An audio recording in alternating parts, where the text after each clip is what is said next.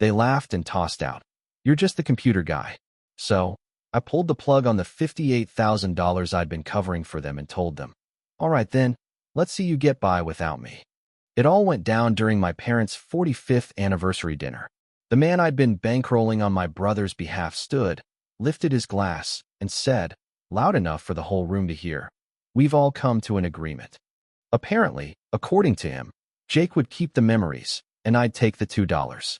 1 million lakefront home. My mother clapped like it was the best news she'd heard all year, and my father just gave a satisfied grin. Then Mayan leaned in and added with a smirk, "Fair is fair." Not one single person looked at me. I didn't push back. I didn't even ask who exactly this mysterious we was supposed to be.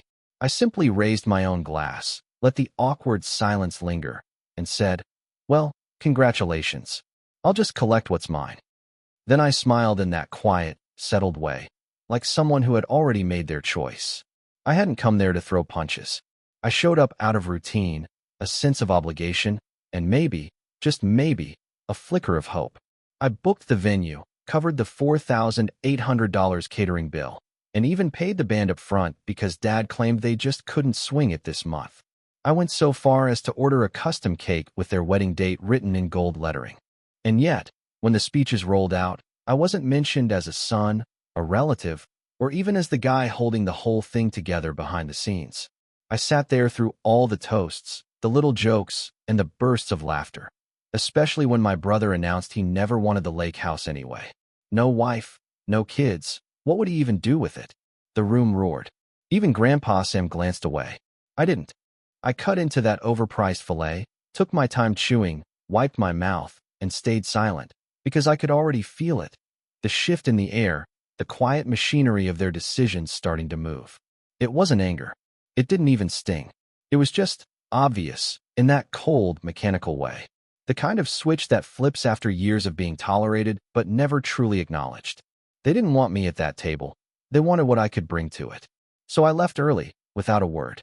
No drama, no raised voice, just a polite smile, a nod to the waiter, and a quick message to my assistant.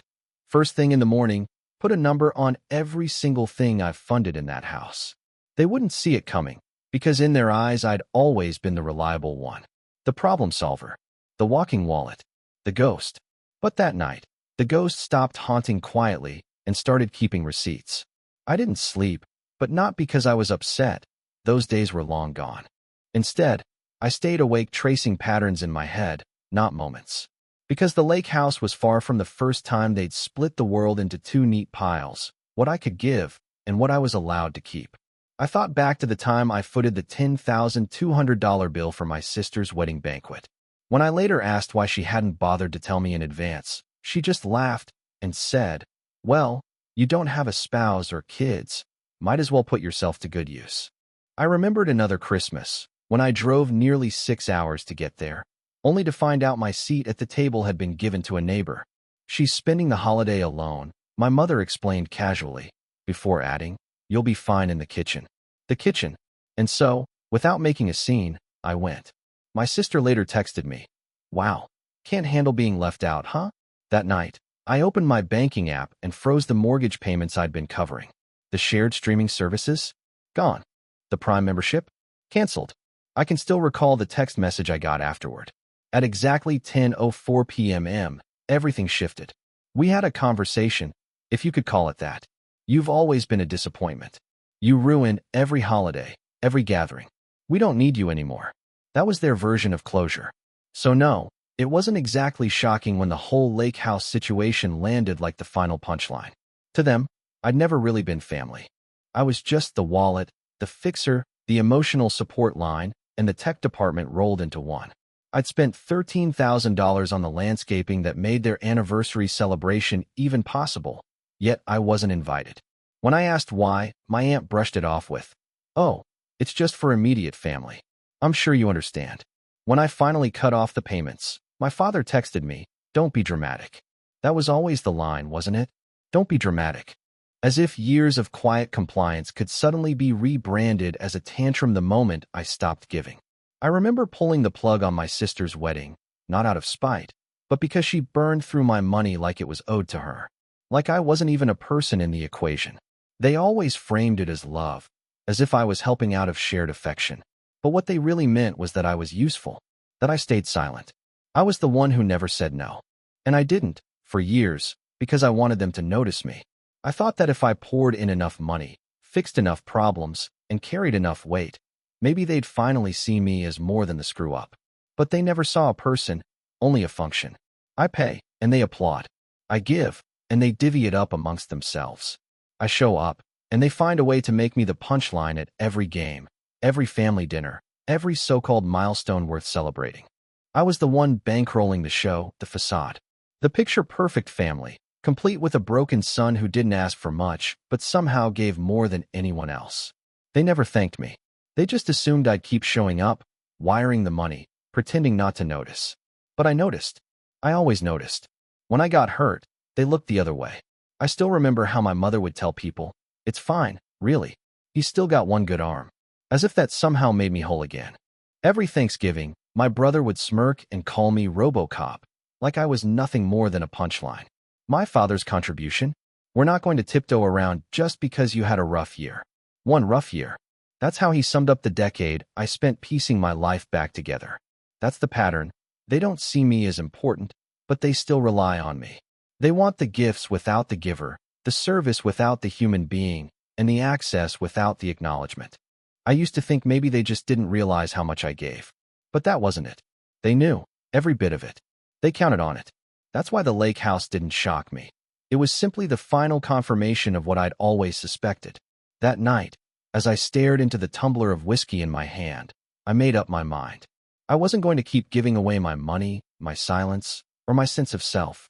I was going to take it all back. Because I wasn't the son who came home to make things right anymore. I was the son who came home to cut the power. The morning after the lake house debacle, I didn't make a scene. No grand speech. Instead, I quietly began making a list, room by room, of everything I'd bought, installed, paid for, or maintained over the years. Not out of bitterness, not even for clarity, but because it all belonged to me again. By 10 a.m., I was in the driveway. My brother answered the door in gym shorts, holding a half-finished protein shake. He didn't say a word, just stood there, looking like a man who suddenly realized the tide had gone out and all the hidden wreckage was now in plain sight. I started with the obvious. The smart lock? Gone in under 3 minutes. Dad's surround sound system and the 70-inch OLED TV I'd bought so he could finally have a proper movie night, loaded into my truck. The central Wi-Fi mesh I'd installed last year, so Mom's Zoom calls wouldn't keep dropping? Disconnected. The app that controlled the lighting, the smart kitchen faucet, and the remote access for the security cameras, all disabled. By lunchtime, the place already felt unfamiliar. Not because I'd damaged anything, but because I'd pulled out the backbone they never even realized I was holding together. It wasn't petty. It wasn't revenge. It was surgical. The thermostat lost its remote access. The fridge's touchscreen went dark. Even the backup generator's monitoring system was switched to offline mode. Then I moved on to the finances. I logged into the mortgage account, removed myself as a co-signer, and started the formal review process. I already knew how it would end. They'd never qualify for a loan after the refinancing I'd arranged for them 2 years ago. Next came the phone plan, 5 lines, all under my name. I initiated the transfer of full ownership. If they didn't accept within 72 hours, the lines would go dead. I signed into every streaming service, Netflix, Hulu, HBO Max, Amazon Prime, and shut them all down. Even the shared password manager was canceled. No more autofill. No more Amazon deliveries showing up at their door. The living room TV played nothing but static. Around 2 p.m., my brother finally spoke up. "This is insane." I didn't answer. I unplugged the router and walked out. Then I turned to their business accounts. My parents' company had been running on my firm's infrastructure for over a decade. Cloud backups, encrypted email, firewall management, software licenses, all part of my enterprise system. I'd never charged them a cent. With a few clicks, I opened the gateway, flagged their profile, and shut it down. Clean. Professional. Final. I even left a short note on their admin dashboard. This system has been maintained free of charge for 11 years. As of today, it has been decommissioned. Thank you. They had no idea how much of their world ran through me, until every part of it stopped working. By 4:30 p.m., I got a message from the clinic's front desk. We're completely locked out. Please help. I didn't reply. I forwarded the message to a coworker with instructions to bill them the full emergency rate, then headed to the lake house for the real cleanup. I never wanted the place, but I covered half the repair costs.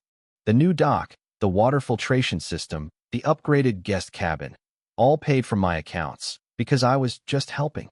I pulled up the invoices, highlighting every single transaction. Then I called my attorney. He didn't even flinch. Do you want to reclaim or recoup? He asked. Both, I said. He began drafting the claim. Quietly, professionally, no drama, just facts. Then I went back to the property. The dining table alone had set me back $4,100. It went straight into my truck. The patio chairs, bought on my card during a so-called family emergency, were next. The espresso machine I'd given them for Christmas 2 years ago, the one my mother once said made her feel like someone had finally seen her, was wrapped in towels and carefully boxed up. At one point, my brother tried to block the hallway. You're not taking the floors, man. I just smiled and kept walking. I had my receipts. Literally. By sundown, the house felt empty, still standing, still furnished, but stripped of everything I had poured into it. There was only one thing left. The box. An old wooden chest, tucked deep in the back of the closet, filled with faded photographs and forgotten keepsakes. I opened it. Inside were cards I'd written over the years, handwritten notes, hospital bracelets, a dried corsage from my sister's high school dance, and a medal from the days when I still had 2 working hands. On top sat a folded drawing I'd made when I was 7. My family. It showed stick figures with big smiles. They'd kept it all these years, even after everything. I stared at it for a long time. Then I closed the box and left it on the dining table. The only thing I didn't take. Not because I wanted to hold on to the memories, but because I didn't. I wanted space. That night, I drove home and slept better than I had in years. No calls, no texts, no guilt, just silence. And in that silence, I finally understood I hadn't destroyed the family. I'd simply unplugged myself from the machine that kept it running. They didn't call right away. Not the next morning. Not the day after that. The silence stretched for 4 whole days. But it wasn't peaceful. It was pressure, like a pipe swelling from the inside, ready to split wide open. Day 5, 8:25 a.m. The first group text came through from my mother, father, and brother. You're overreacting. This was a family decision. We thought you'd understand. It doesn't have to be permanent. Let's work it out. You're acting like a stranger. I didn't reply. An hour later, my mother sent her own message. I'm ashamed you're trying to punish us instead of talking. This isn't you. You're not a monster. That was the tone, not an apology, not accountability. Just denial, fear, and projection. They weren't sorry. They were scared. Because for the first time in years, I had taken away the safety net, the fixer, the backup plan, the quiet repairman in the background. By lunchtime, my voicemail was full. My father sent 2 identical texts back to back. Just call me. And then, it did. Don't do anything stupid. What they meant by stupid was permanent. They could tell I wasn't bluffing anymore. By that evening, things had already started to slide downhill. Aunt Gloria posted a vague status on Facebook. Some people will throw away family over pride. Subtle. Not enough to name me outright. But everyone knew. The smear campaign kicked into gear fast. It started with a text from my cousin, Tasha. They're saying you're having a breakdown. She attached a screenshot from the family group chat, the one I'd been removed from. My brother had written, he's been acting strange lately. We need to give him space. He's not thinking straight. Then my mom chimed in. This is what happens when you bottle things up for years. He was always so distant. They weren't just fishing for sympathy. They were rewriting history. In their version, I wasn't making deliberate choices. I was spiraling. I wasn't drawing boundaries. I was dangerous. And through it all, not a single person reached out to ask what had actually happened. They just clung to the old narrative. The quiet brother, the awkward one, the easy target. But that wasn't me anymore. I was the storm they never saw coming. That night, my phone lit up with a call from a blocked number. I almost ignored it, but I answered. It was Harper, my brother's girlfriend. Her voice was shaking. They're trying to bury you. She said she'd overheard them talking. My parents had held a meeting to decide exactly what phrases to use, even building a timeline to make it look like I'd been unstable for years. They wanted to spin the canceled wedding, the streaming service shutdowns, and the dismantling of their business systems as proof of mental decline, not as a calculated plan. Not calculated. Not intentional. No, their story was breakdown. Harper told me even the therapist they'd once hired for me was getting pulled into it. My mother had called her, asking if she'd ever noticed any signs. That's when it hit me. They weren't trying to bring me back into the fold. They were trying to erase me. They wanted to undo everything I'd done by painting me as unstable. Then came the emails. 2 anonymous messages were sent to my work, full of vague concerns about recent changes in my behavior and ominous references to supposed red flags. I traced the IP addresses. One pinged from the public library in my parents' hometown. The other came from a residential ISP. I didn't need anything else to know the truth. They were desperate, and desperate people stop hiding their fingerprints. I didn't respond. Not once. Not to the messages, the posts, or the calls. I let the silence answer for me, because I already knew what was coming next. Confrontation. Sure enough, they showed up on Sunday afternoon. My mother, father, and brother stood on my porch like it was Thanksgiving and they'd come by to drop off a pie. They didn't even ring the bell. Just 3 actors, waiting for their cue. I let them stand there for a solid 2 minutes before I opened the door. I didn't invite them in. I didn't smile. I simply said, "You have 5 minutes." My mother started crying instantly. She wasn't crying out of remorse or shame. It wasn't an apology. It was the reaction of someone cornered. She launched into a long speech about family, misunderstandings, and how things had gotten out of hand so quickly. My father delivered his usual line. "You've always been intense, but this isn't you." My brother stayed silent, jaw locked tight. I waited. Then I said, "You're not here because you care. You're here because the power's off, and you don't know how to live in the dark." Silence. I turned to my mother. "You let them say I was crazy." I turned to my father. "You watched it happen." Then I looked at my brother. "And you started it." That was the moment my brother finally snapped. "You're throwing your own family away. For what? Pride?" I almost laughed. "No, I'm throwing you out for survival." They weren't used to this version of me. The one who didn't flinch, who didn't need their permission to finish what I started. My mother made one last attempt. "We're your family." I kept it simple. "No, you were. Now you're just people I used to pay for." Then I shut the door. They didn't knock again. They didn't yell. They just stood there, stunned and hollow-eyed, realizing the machine they'd built around me had stopped working, and they had no idea how to rebuild it without me. What they hadn't counted on was that I wouldn't stay quiet. That had been their final hope. They believed that even if I cut off the money, the systems, and the support, I'd still protect their reputation.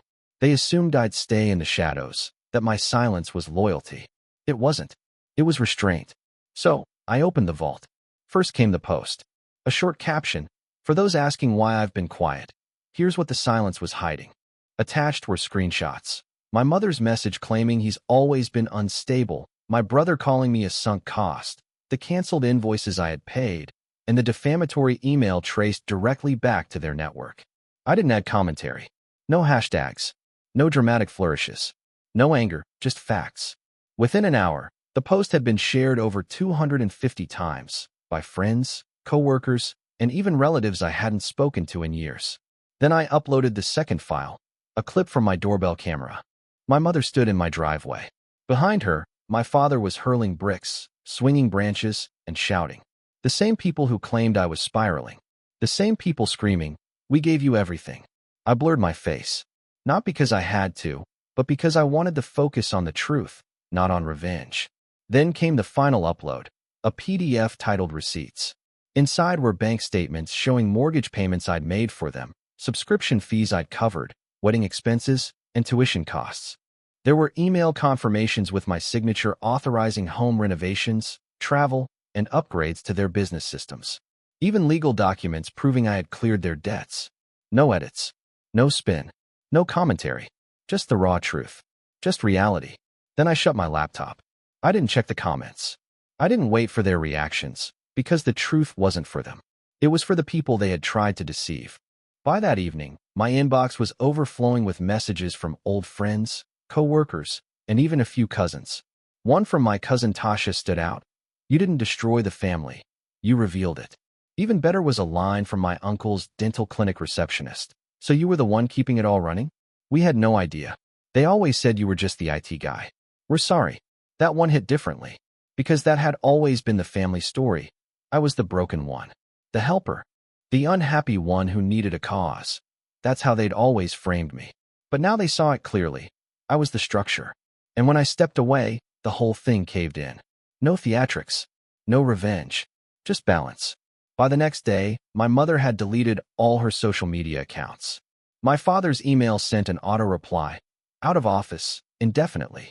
My brother went dark online, wiped old posts, and locked his profile. It wasn't shame. It was exposure. They couldn't twist the narrative anymore, not with the receipts out in public. And that's when the balance shifted. They didn't just lose a son, they lost the story they'd built about him. Then came one final request. No group text, no guilt trips, just a short email from my father. If you've got 10 minutes, we'd like to see you. No drama, just closure. It was scripted, rehearsed, and polished, like they'd finally hired someone to proofread their apologies. I didn't reply. I just showed up. Same house, same driveway, the same front door I'd walked away from months ago. My brother wasn't there. Just my parents. Waiting in the living room like this was some strange version of family therapy. My mother jumped to her feet, her eyes already glassy. My father stayed seated. "Thank you for coming," she said, like we were strangers meeting to finalize a business deal. I didn't speak. I gave a single nod and sat across from them. The room was spotless, staged almost unnaturally. The fireplace was lit, even though it was July. On the coffee table sat 2 mugs, neatly placed. One of the mugs read "World's Best Son." My mother slid it toward me like it was going to magically reset the board. I didn't touch it. My father cleared his throat, then began his turn.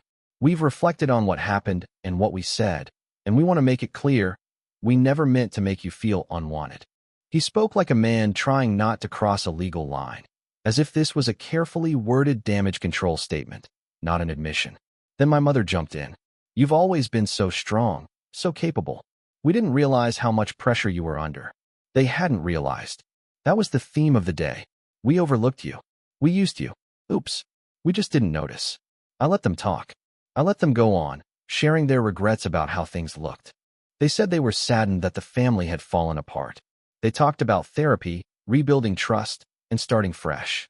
They used every phrase except the ones that mattered. We were wrong. We were cruel.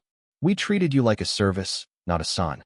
Finally, my father added, "We miss you." Then came the silence. Heavy, expectant. And I gave them something they didn't see coming. I stood, calm and steady, and said, "You don't miss me. You miss the infrastructure. You miss the funding. You miss the version of me who paid, stayed quiet, and let you believe it was love." My mother gasped. My father blinked like someone had just slapped him.